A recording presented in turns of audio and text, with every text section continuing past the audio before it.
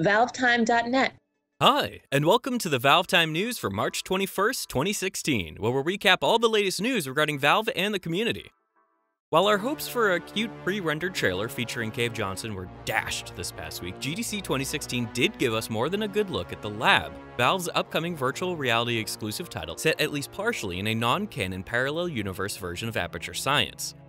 Only a small number of demos were shown off to GDC attendants, but they were easily enough to give us a sufficient look as to what to expect. Instead of starting in a hub as speculated, GDC attendees started in what Valve dubbed a postcard, a more finalized version of their uncanny photogrammetry real-world scans atop Vesper Peak. On the side of the Washington-based mountain, they were able to look around the space in 360 degrees, blink to various spots, and throw a stick for a weird aperture-looking robot dog. Afterward, the player was teleported to Slingshot, the first truly Aperture-themed demo, which tasks you with flinging talking robot spheres into shelves stacked with boxes and cubes, Angry Bird style. Despite the appearance of Rick and Morty's Justin Roiland in the role of the spheres, it seems these new robots are actually not to be confused with the personality cores, appearing much smaller and more numerous than their cousins from Portal 2. The next demo was once again more abstract, taking place in a 3D shoot-'em-up in which you control the spaceship with your hands. Enemies fly towards the player in varying patterns before apparently being replaced by a Death Star-looking boss battle.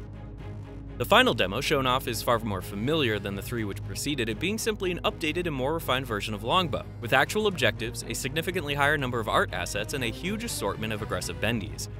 Using the bow, some arrows, and a nearby brazier, the players must defend their castle against an onslaught of bendies as they approach. The demo then ended by previewing the lab's hub, a white room filled with small orbs, which then transport the player to whichever game mode was selected. Demos are entered and exited by grabbing the orbs seen here and placing them onto the player's head using one of the two controllers. A similar, non-functioning version of this mechanic was previously seen in Valve's earlier photogrammetry demos, which at the time would more often than not simply cause the player to get their head stuck inside one.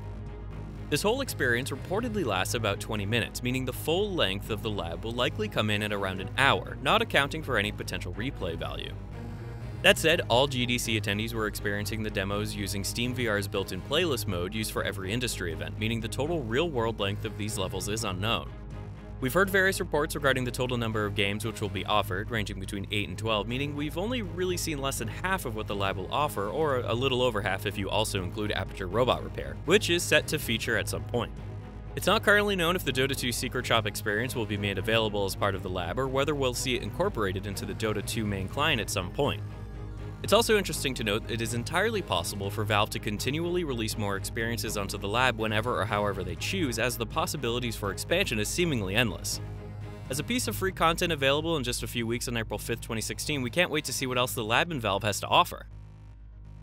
Elsewhere at GDC, the beta for the SteamVR desktop game Theater mode was released following a number of talks by Valve employees. We've previously discussed both of these topics in detail here on the show, so check out the links provided in the video description for more information. In an unexpected return and turnaround, this past week saw Valve return to their continued push for paid modifications by announcing the incorporation of custom game passes into the Dota 2 Custom Games Arcade. These new items, which can currently be purchased from the in-game store for $1, provide players with additional cosmetic and functional improvements for select custom game modes created by members of the community. The first game mode to support the pass is Rosh Pit Champions, a cooperative role-playing game which has teams of 4 exploring a large and varied map, defeating monsters and completing quests.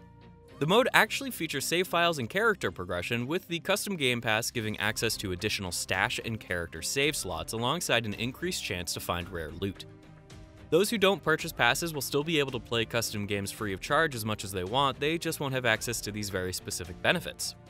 As a response to the unparalleled backlash from 2015's introduction of paid mods to the Steam Workshop, Valve have feedback from that particular train wreck before taking extra care to implement this new feature. These improvements include hand-picking each and every one of the supported mods, preventing purchase benefits from improving anything other than gameplay, providing a more fair revenue split of 30/70 in line with the Steam store, and allowing the passes to be refunded via Steam support if a customer isn't happy. To stop community creators exploiting the system, purchase passes time out after 30 days unless they are repurchased, rewarding those who keep updating a successful game mode or reducing income for those who stop working on their projects. Despite some initial fears throughout the community, overall reaction to this new system now seems relatively positive, and we're definitely on board to see how these passes continue to improve and expand in the future. While hardly the biggest week for Counter-Strike Global Offensive, one particular update added one neat change nobody saw coming. We're all used to the festive chickens at this point, but how about Easter chickens?